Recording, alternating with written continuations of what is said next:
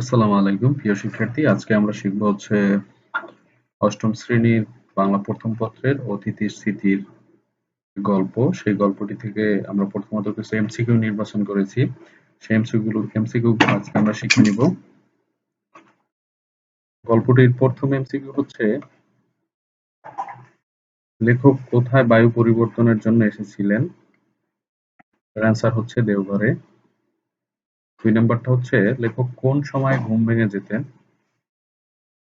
রাত 3টার সময়। ভোরে প্রথম কোন পাখি গাইতে শুরু করে? এটা আমরা জানি, এটা হচ্ছে দোয়েল পাখি। লেখক অতিথিকে কিভাবে সম্বোধন করতেন? লেখক অতিথিকে অতিথি হিসেবেই সম্বোধন করতেন, অর্থাৎ অতিথি ছিল একটা কুকুর। লেখকের অতিথি রাতে কোথায় প্রথম বসেছিল? প্রথম বসেছিল উঠানে। লেখকের অতিথি খাবার পেল না কেন? মালিবউ তাকে তাড়িয়ে দিয়েছিল বলে। লেখকের অতিথি খাবার পেল না কেন? মালিবউ তাকে তাড়িয়ে দিয়েছিল বলে। এরপরে যেটি আছে, লেখকের অতিথি কোন সময় লেখকের ঘরের সামনে হাজির হয়েছিল? সে দুপুরে হাজির হয়েছিল, আমরা এটা জানি।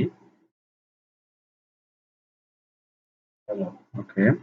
এরপরে বলা হয়েছে, লেখকের অতিথি কে ছিলেন? লেখকের অতিথি একটি কুকুর ছিলেন। ওকে, আমরা 9 নম্বরে চলে যাই। সেখানে বলা হয়েছে যে, লেখকের অতিথি চোখে দেখে কি ধারণা করেছিলেন? লেখকের অতিথি চোখে দেখে অতিথি অভিযোগ জানতে চাই, এটা তিনি বুঝতে পেরেছিলেন। এরপরে 10 নম্বরে আমরা যেটি জেনেছি সেটি হচ্ছে, লেখক অতিথিকে প্রথমবার কি বলেছিলেন? ভেতরে আয়, তুই আমার অতিথি, এটি বলেছিলেন। 11 নম্বরে বলেছিলেন, অতিথি লেখকের সঙ্গে কোথায় যেতে চাইতো? অতিথি লেখকের সঙ্গে বেড়াতে যেতে চাইতো। 12 নম্বরে, মালিবউ অতিথিকে কেন তাড়িয়ে দিয়েছিল? মালিবউ মালিবউ অতিথিকে তাড়িয়ে দিয়েছিল মালিবউয়ের জন্য খাবার কমে যেত তাই। 13 নম্বরটিতে আমরা পেয়েছি, লেখক অতিথি কোথায় দাঁড়িয়ে থাকতো? লেখকের অতিথি গেটের বাইরে দাঁড়িয়ে থাকতো। ওকে, এরপরে আমরা 14 নম্বরে চলে যাই। আমরা একদম স্পষ্ট দেখতে পাচ্ছি, লেখক দেওঘর থেকে বিদায় নেওয়ার আগে অতিথি কি করেছিল? লেখকের মালপত্র দেখাশোনা করেছিল। লেখক ট্রেনে ওঠার সময় অতিথিকে কোথায় দাঁড়িয়েছিল? স্টেশনের ফটকের বাইরে। লেখক অতিথিদের প্রতি কি অনুভব করতেন? মমতা অনুভব করতেন। আমরা 17 নম্বরে চলে এসেছি। 17 নম্বরে হচ্ছে, অতিথি লেখকের কাছে কিভাবে তার ভালো লাগার প্রকাশ করত? লেজ নাড়িয়ে প্রকাশ করত। লেখক কেন ট্রেন ছাড়ার পর মন খারাপ করেছিল? মন খারাপ করেছিল অতিথি একা হয়ে যাবে এই জন্য। লেখক দেওঘরে কিসের জন্য এসেছিলেন? আমরা 19 নম্বরে চলে এসেছি। সবাই একটু খেয়াল করি, 19 নম্বরে চলে এসেছি। লেখক দেওঘরে কিসের জন্য এসেছিলেন? লেখক দেওঘরে চলে এসেছিলেন চিকিৎসার জন্য। অতিথি প্রথমবার লেখকের কাছে কি আশা করেছিল? খাওয়ার ব্যবস্থা আশা করেছিল, আমরা এটা জানি। আমরা গল্পটি যখন পড়েছি তখন এটি ছিল।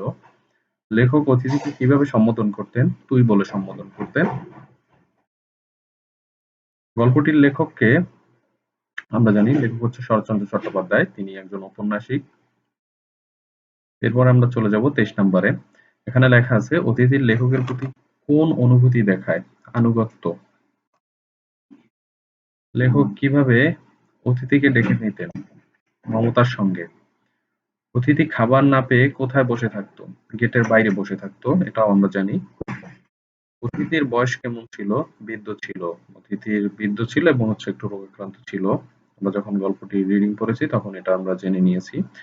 লেখকের দেওঘরে থাকার সময় কোন সময়কার উল্লেখ করা হয়েছে?